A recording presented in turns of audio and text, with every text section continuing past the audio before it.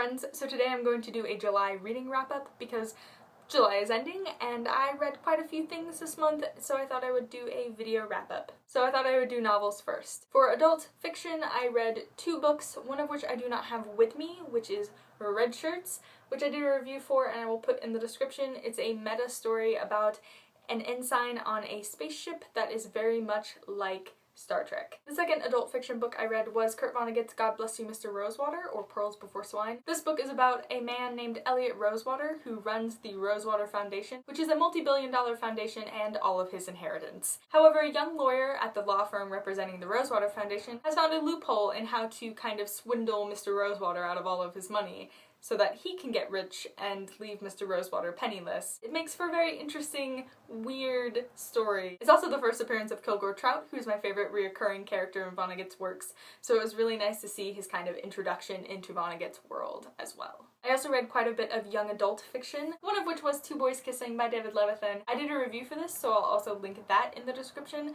It's about 7 boys during a 48-hour period, where 2 of them are trying to break the world record for longest continuous kiss. I also read Generation Dead by Daniel Waters, which was a really interesting read. I think it's the first in a trilogy, and I'll end up picking those up at some point. I thought it was good, but not great, and it's kind of a zombies in high school, warm bodies sort of story. I also read Brett Hardinger's The Last Chance Texaco, and I have a couple of thoughts about this book, not all of which are good. So I went into this book thinking it was going to be a horror novel for some reason, I have no idea why. And it definitely was not, so that was the first thing that was very strange and weird and off-putting to me personally.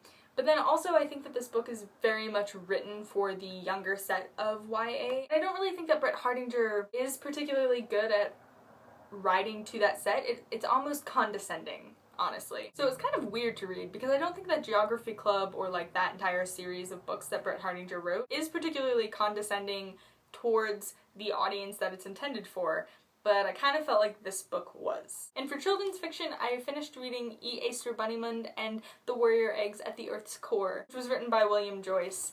And this is the second book in the Guardians series, which is the book series that Rise of the Guardians is based off of.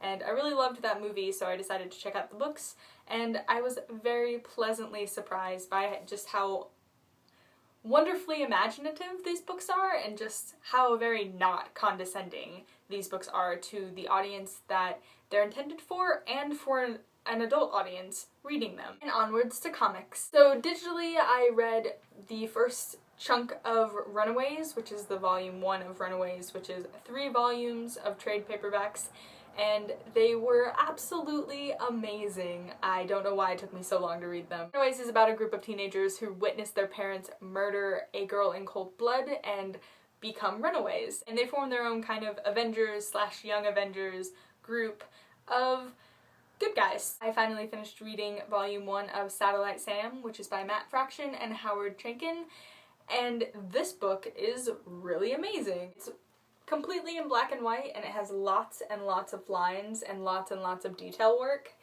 and Howard Chaykin just did a really beautiful job on this book. Satellite Sam is set in the 1950s and 1951 to be specific, in New York during the golden age of television. Our main character is Michael White, who's a drunk and works on the television show Satellite Sam, which his father stars in as the title character Satellite Sam.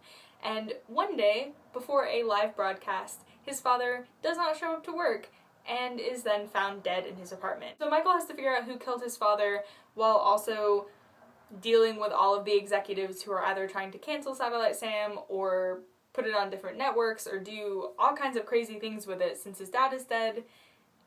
And it's just really, really interesting. It's definitely noir. It's definitely sexy. It's a very, very good book. As always, Matt Fraction is a hero. Let's be real about our lives. I was also gifted by my friend Ashley in LA Galaxy's Most Wanted, issue 1, which is a spin-off of Guardians of the Galaxy starring Groot and Rocket. And she gave this to me because she knows that Groot is my favorite of the Guardians. The following issues of all of the series that I currently follow also came out this month, and they were all absolutely amazing. Issue number 6 of She-Hulk. Also, I love this cover. It's great. Issue number 6 of Miss Marvel, which also has a great cover, and has Wolverine inside, and it's great. And Kamala and Logan interacting is probably one of my favorite things on the entire planet. Issue number 4 of Lumberjanes, which was, as always, outstanding. Issue 8 in the continuing saga of Natasha Romanoff, aka Black Widow, also came out, and it was awesome. Issue number 5 of Captain Marvel was absolutely wonderful. And issue number 2 of The Wicked and the Divine was amazing.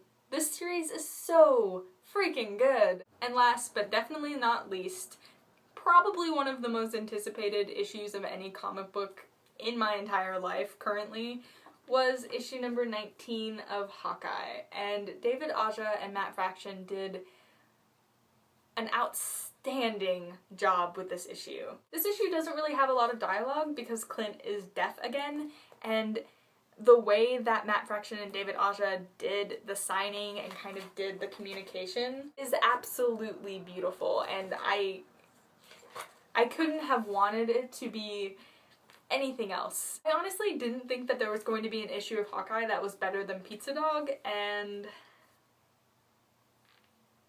what can you say? Hawkeye rules.